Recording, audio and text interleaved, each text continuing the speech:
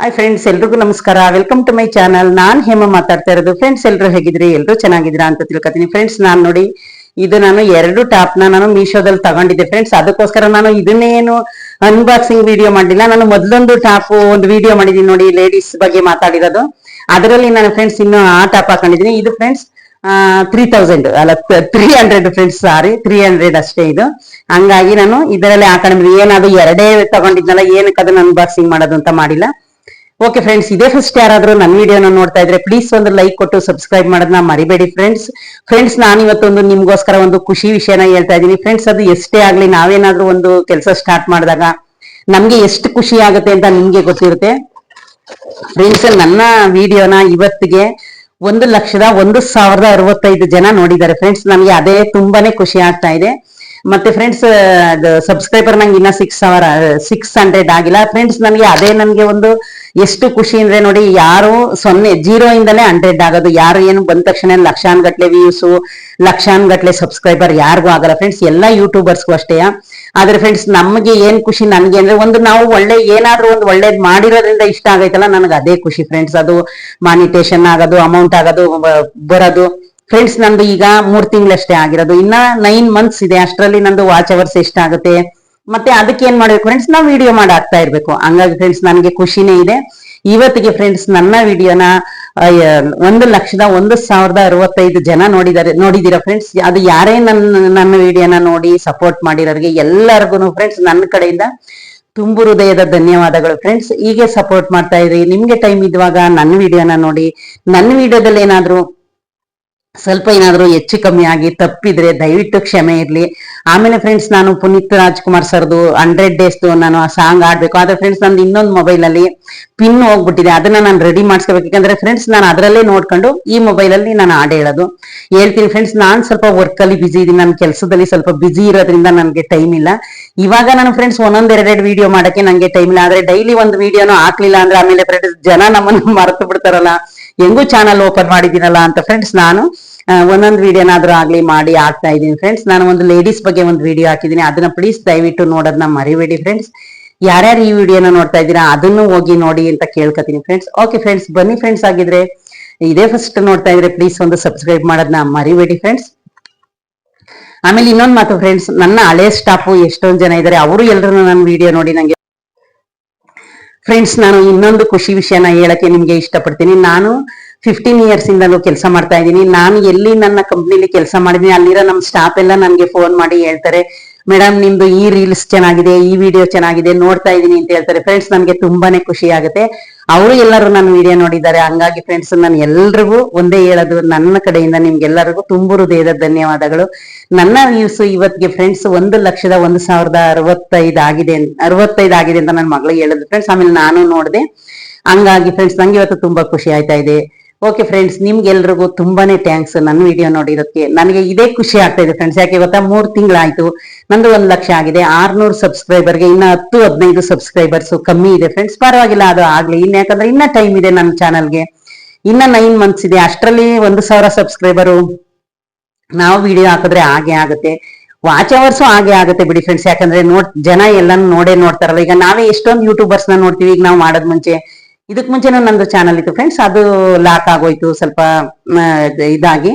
ಹಂಗಾಗಿ ಫ್ರೆಂಡ್ಸ್, ಇದನ್ನ ನಾನು ಹೊಸದಾಗಿ ಓಪನ್ ಮಾಡ್ಕೊಂಡಿದ್ದು. ಈ ಚಾನಲ್ ನಾನು ಇಂಗ್ಲಿಷ್ ಕ್ಲಾಸ್ಗೆ ಹೋಗ್ತಾ ಇದ್ದೆ. ಆವಾಗ ನಮ್ಮ ಟೀಚರು ನನಗೂ ಓಪನ್ ಮಾಡ್ಕೊಟ್ರು. ಅವರು ಐಶ್ವರ್ಯ ಅಂತ ಅವರು ಮಾಡ್ಕೊಂಡಿದ್ದಾರೆ ಫ್ರೆಂಡ್ಸ್. ಅವ್ರಿಗೆ ಸ್ವಲ್ಪ ಟೈಮ್ ಇಲ್ಲ. ಯಾಕಂದ್ರೆ ಅವರು ಬ್ಯಾಚ್ ಬೈ ಇಂಗ್ಲಿಷ್ ಕ್ಲಾಸ್ ನಡೆಸ್ತಾ ಇದ್ದಾರೆ.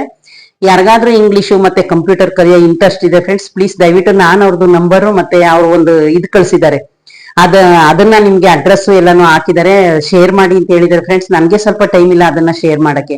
ಅಕಸ್ಮಾತ್ ಯಾರಾದ್ರೂ ಕಲಿಯೋರಿದ್ರೆ ನನ್ಗೆ ಕಮೆಂಟ್ ಹಾಕಿ, ಅದರಲ್ಲಿ ಅವ್ರ ನಂಬರ್ ಕೊಡ್ತೀನಿ. ಅದನ್ನ ನಾನು ಅವ್ರದ್ದು ಐಶ್ವರ್ಯ ಅಂತ ಬರುತ್ತೆ ಚಾನಲ್ ಹೆಸರು. ಅದನ್ನ ನೋಡಿ ಫ್ರೆಂಡ್ಸ್. ನಿಮ್ಗೆ ಯಾರಾದ್ರೂ ಕಲಿಯೋ ಆಸಕ್ತಿ ಇದ್ರೆ ಕಲ್ತ್ಕೊಳ್ಳಿ.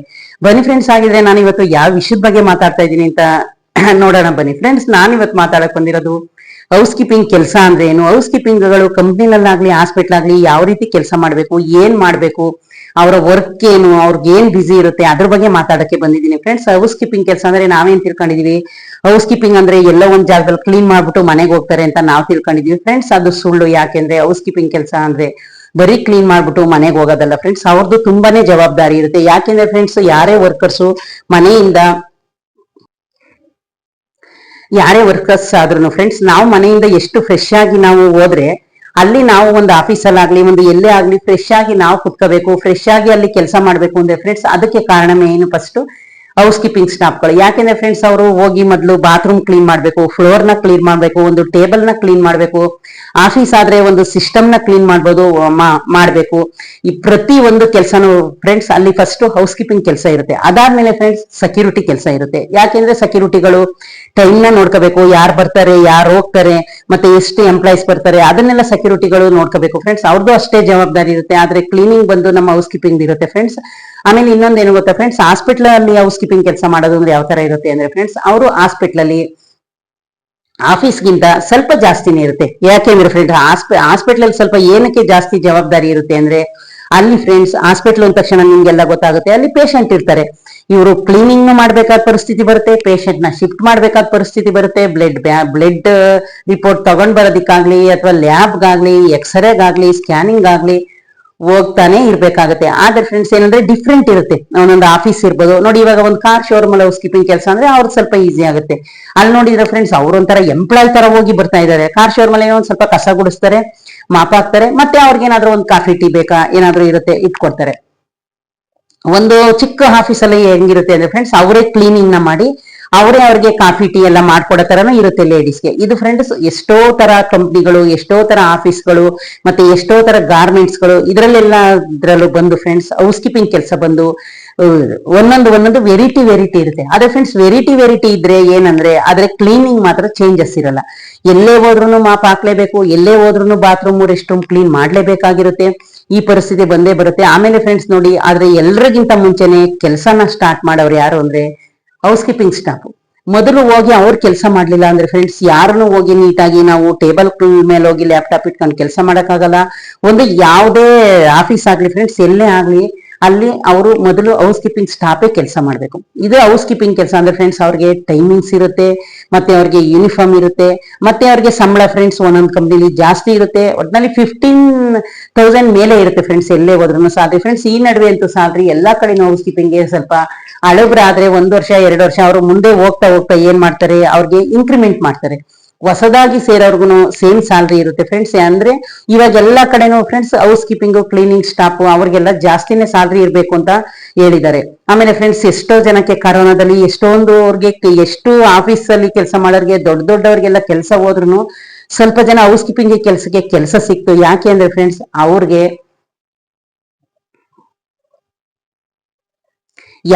ಫ್ರೆಂಡ್ಸ್, ಅವರು ಹೌಸ್ ಕೀಪಿಂಗ್ ಕೆಲಸ ಕ್ಲೀನ್ ಮಾಡೋದಲ್ವಾ, ಹಂಗಾಗಿ ಫ್ರೆಂಡ್ಸ್ ಅವ್ರಿಗೆ ಕೆಲಸ ಹೋಗ್ಲಿಲ್ಲ. ನಾನು ಹೌಸ್ ಕೀಪಿಂಗ್ ಸೂಪರ್ವೈಸರ್ ಆಗಿ ವರ್ಕ್ ಮಾಡೋದು ಫ್ರೆಂಡ್ಸ್. ಕರೋನಾದಲ್ಲಿ ತುಂಬಾನೇ ಜನ ನನ್ನ ಜೊತೆ ಇರೋರು, ಎಷ್ಟೋ ಜನಕ್ಕೆ ಕೆಲಸ ಇರ್ಲಿಲ್ಲ ಫ್ರೆಂಡ್ಸ್. ಯಾಕೆ ಗೊತ್ತಾ, ನಾವೆಲ್ಲ ಹೋಗಿ ಕ್ಲೀನಿಂಗ್ ಕೆಲಸ ಆ ಟೈಮಲ್ಲಿ ನಮ್ಗೆ ಕೆಲಸ ಇತ್ತು ಫ್ರೆಂಡ್ಸ್. ಯಾಕೆ ಗೊತ್ತಾ, ನಾವು ನಮ್ಮ ಆಫೀಸಲ್ಲಿ ನಮ್ಗೆ 2 ಮಂತ್ಸ್ ಎಷ್ಟೋ ದಿನ ಎಂಪ್ಲಾಯ್ಸ್ ಇಲ್ಲ ಅಂದ್ರು 2 ಮಂತ್ 3 ಮಂತ್ ನಮ್ಗೆ ಸಂಬಳ ಕೊಟ್ಟಿದ್ದಾರೆ ಫ್ರೆಂಡ್ಸ್. ನಾವು ಅವಾಗ ಕೆಲಸಕ್ಕೆ ಹೋಗಿಲ್ಲ 1 ಮಂತ್ 2 ಮಂತ್ ನಮ್ಮ ಆಫೀಸಲ್ಲಿ ಫಸ್ಟ್ ಕೆಲಸ ಮಾಡ್ತಾ ಇರೋ ಜಾಗದಲ್ಲಿ. ನಮ್ಗೆ ಅವರು ನಮ್ಮ ಅಡ್ಮಿನ್ಗಳು ಫ್ರೆಂಡ್ಸ್, ಅವ್ರನ್ನ ನಾವು ನೆನೆಸ್ಕೋಬೇಕು. ಯಾಕೆಂದ್ರೆ ಆ ಟೈಮಲ್ಲಿ ನಮ್ಗೆ ಊಟಕ್ಕೆ ಇಲ್ಲದಿರೋ ಟೈಮಲ್ಲಿ, ಆ ಟೈಮಲ್ಲಿ ನಮ್ಗೆ ನಾವು ಮನೇಲೆ ಇದ್ರು ಕರೋನಾ ಬಂದ್ರು ನಮ್ಮ ಸ್ಟಾಫ್ಗೆ ನಮ್ಗೆ ಎಲ್ಲ ಫ್ರೆಂಡ್ಸ್ 2-3 ಮಂತ್ ನಮ್ಗೆ ಸ್ಯಾಲ್ರಿ ಹಾಕಿಸ್ಕೊಟ್ಟಿದ್ದಾರೆ ಫ್ರೆಂಡ್ಸ್. ಯಾಕೆಂದ್ರೆ ನಾವು ಒಂದು ಕಂಪ್ನಿ ಬಿಟ್ಟು ಬೇರೆ ಕಂಪ್ನಿಗೆ ಹೋದ್ರು ನಾವು ಅವ್ರನ್ನ ನೆನ್ಸ್ಕೊತಾ ಇದೀವಿ ಅಂದ್ರೆ, ಯಾಕಂದ್ರೆ ಅವರು ಆ ಟೈಮಲ್ಲಿ ಅಯ್ಯೋ ಪಾಪ ಇವ್ರಿಗೆ ಕೆಲಸ ಇಲ್ಲ, ಇಷ್ಟ ದಿವಸ ಕೆಲಸ ಮಾಡಿದರೆ ಕೊಡ್ಬೇಕು ಅಂತ ಅವ್ರು ಅನ್ಕೊಳ್ಳಿಲ್ಲ ಅಂದಿದ್ರೆ ಫ್ರೆಂಡ್ಸ್, ನಮ್ ಕಷ್ಟ ಅವಾಗ ಎಷ್ಟಿರ್ತಿತ್ತು ನಿಮ್ಗೆ ಗೊತ್ತು ಫ್ರೆಂಡ್ಸ್. ಎಷ್ಟು ಕಡೆ ರೇಷನ್ ಕೊಡ್ತಾ ಇದ್ರು, ಬಂದು ಹಾಲು ಕೊಡ್ತಾ ಇದ್ರು. ನಾನು ಎಷ್ಟೋ ಸಲ ಹೋಗಿ ಹಾಲ್ನ ತಗೊಂಡ್ ಬಂದಿದ್ದೀನಿ ಫ್ರೆಂಡ್ಸ್. ಅಂತ ಟೈಮಲ್ಲಿ ನಮ್ಗೆ ನಮ್ಮ ಹೌಸ್ ಕೀಪಿಂಗ್ಗೆ ನಮ್ಮ ಹಳೆ ಕಂಪ್ನಿಲಿ ಕೆಲಸನೂ ಕೊಟ್ಟು ಮತ್ತೆ ಸಂಬಳನೂ ಕೊಟ್ಟಿದ್ದಾರೆ ಫ್ರೆಂಡ್ಸ್. ನಾವು ಮನೇಲಿ ಎಷ್ಟೋ ಸ್ಟಾಫ್ ಇದ್ದು ಅವ್ರಿಗೆಲ್ರಿಗೂ ಸಂಬಳ ಕೊಟ್ಟಿದ್ದಾರೆ ಫ್ರೆಂಡ್ಸ್. ಹಂಗೆ ನಮ್ಮ ಸರ್ಗಳು ಅವ್ರು ಎಲ್ಲೇ ಇರ್ಲಿ ಫ್ರೆಂಡ್ಸ್, ಅವರು ಚೆನ್ನಾಗಿರ್ಲಿ, ಅವ್ರಿಗೂ ನಮ್ಮ ಕಡೆಯಿಂದ ಥ್ಯಾಂಕ್ಸ್ ಹೇಳ್ಬೇಕು. ಯಾಕೆ ಅಂದ್ರೆ ನಮ್ಮನ್ನ ಅವಾಗ ಚೆನ್ನಾಗಿ ನೋಡ್ಕೊಂಡಿದ್ದಾರೆ.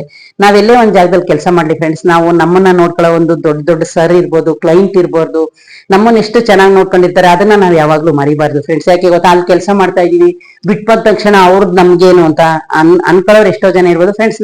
ನಾನು ಯಾವ್ದೇ ಕಂಪ್ನಿ ಕೆಲಸ ಮಾಡಿದ್ರು ನನ್ನ ಸ್ಟಾಫ್ನಾಗ್ಲಿ, ನನ್ನ ಅಡ್ಮಿನ್ಗಳನ್ನಾಗ್ಲಿ, ನನ್ನ ಕ್ಲೈಂಟ್ ಯಾರೇ ಇರ್ತಾರೆ, ನಾನು ಯಾರನ್ನೂ ಮರ್ತಿಲ್ಲ ಫ್ರೆಂಡ್ಸ್. ಇವಾಗ್ಲೂ ನೆನೆಸ್ಕೊಂಡು ನಮ್ಗೆ ಕಾಲ್ ಮಾಡ್ತಾರೆ. 5 ವರ್ಷ ಆಗಿರ್ಬೋದು, 8 ವರ್ಷ ಆಗಿರ್ಬೋದು. ನನ್ಗೆ ಅದೇ ಒಂಥರ ಖುಷಿ. ಬೇರೆ ಕಡೆ ಕೆಲಸ ಮಾಡುವಾಗ್ಲೂ ಅವ್ರು ನನ್ಗೆ ಫೋನ್ ಮಾಡಿ ಮಾತಾಡ್ತಾರಲ್ಲ, ಆಗ ನನ್ಗೆ ಇನ್ನೊಂತ ಕೆಲಸ ಮಾಡುವಾಗ್ಲೂ ಅಷ್ಟೇ ಖುಷಿ ಆಗುತ್ತೆ. ಹಂಗಾಗಿ ಫ್ರೆಂಡ್ಸ್ ಯಾರು ನಾವು ಮರಿಬೇಡ್ದು, ನೀವು ಮರಿಬೇಡಿ. ಯಾಕೋತ ನಾವೆಲ್ಲಾದ್ರೂ ಒಂದ್ ಕಡೆ ಕೆಲಸ ಮಾಡಿದ್ರೆ ಯಾವಾಗಾದ್ರೂ ಅವ್ರ ನಮ್ ಫೋನ್ ನಂಬರ್ ಇದ್ದೇ ಇರುತ್ತೆ. ಅವ್ರೇನಾದ್ರೂ ಫೋನ್ ಮಾಡಿದಾಗ ದಯವಿಟ್ಟು ಮಾತಾಡಿ. ಯಾಕೆ ಗೊತ್ತಾ, ಅವ್ರೇನು ನಮ್ಮನ್ನ ನೋಡಿ ಇವರು ದೊಡ್ಡ ಕೆಲಸ ಅದು ಇದು ಅಂತ ಮಾಡಲ್ಲ. ಅವರು ಒಂದು ವಿಶ್ವಾಸದಿಂದ ನಮ್ಗೆ ಫೋನ್ ಮಾಡ್ತಾರೆ. ನಾವ್ ಎಷ್ಟೇ ಬಿಜಿ ಇರ್ಲಿ ಫ್ರೆಂಡ್ಸ್, ನಾನು ತುಂಬಾನೇ ಬಿಜಿ ಇದ್ರು ಅವ್ರಿಗೆ ಹೇಳ್ತೀನಿ, ಫೋನ್ ಮಾಡಿದಾಗ ರಿಸೀವ್ ಮಾಡಿ, ಒಂದ್ 5 ನಿಮಿಷ ಬಿಟ್ಟು ಮಾಡ್ತೀನಿ, ಇಲ್ಲಾಂದ್ರೆ ಸಾಯಂಕಾಲ ಮಾಡ್ತೀನಿ ಅಂತ ಹೇಳ್ತೀನಿ. ಹಂಗೆ ಫ್ರೆಂಡ್ಸ್, ನಾವು ಮೊದಲು ಹೋಗಿದ್ದ ದಾರಿನ ಯಾವತ್ತೂ ಮರಿಬಾರ್ದು. ಯಾವುದೇ ಕಂಪ್ನಿಲಾಗ್ಲಿ ಫ್ರೆಂಡ್ಸ್, ಫಸ್ಟ್ ನಮ್ಗೆ ವರ್ಕ್ ಸ್ಟಾರ್ಟ್ ಆಗದೆ ಹೌಸ್ ಕೀಪಿಂಗ್ ಇಂದ. ಯಾಕಂದ್ರೆ ಫ್ರೆಂಡ್ಸ್, ಹೌಸ್ ಕೀಪಿಂಗು ಫಸ್ಟೇ ಪಾಪ ನೋಡಿ, ಅವ್ರಿಗೆ 6:30 ಶಿಫ್ಟ್ ಇರುತ್ತೆ, 7 ಗಂಟೆ ಶಿಫ್ಟ್ ಇರುತ್ತೆ, ಒಬ್ಬೊಬ್ರಿಗೆ 10 ಗಂಟೆ ಶಿಫ್ಟ್ ಇರುತ್ತೆ. ಫ್ರೆಂಡ್ಸ್, ಫಸ್ಟ್ ಎಲ್ಲ ನಾವು 12 to 9 12 ಗಂಟೆಯಿಂದ 9 ಗಂಟೆ ಶಿಫ್ಟ್ ಮಾಡ್ತಾ ಇದ್ದೆ. ಈಗ ನಾನು ಹೋಗೋ ಜಾಗದಲ್ಲಿ ಫ್ರೆಂಡ್ಸ್ 1:30 to 10:30, ನಾನ್ ಮನೆಗೆ ಬರಕ್ಕೆ 11:30, ಒಂದೊಂದ್ಸಲ 12 o'clock ಆಗ್ಬಿಡುತ್ತೆ ಫ್ರೆಂಡ್ಸ್. ಟ್ರಾಫಿಕ್ ಜಾಮ್ ಆಗ್ಬಿಡುತ್ತೆ.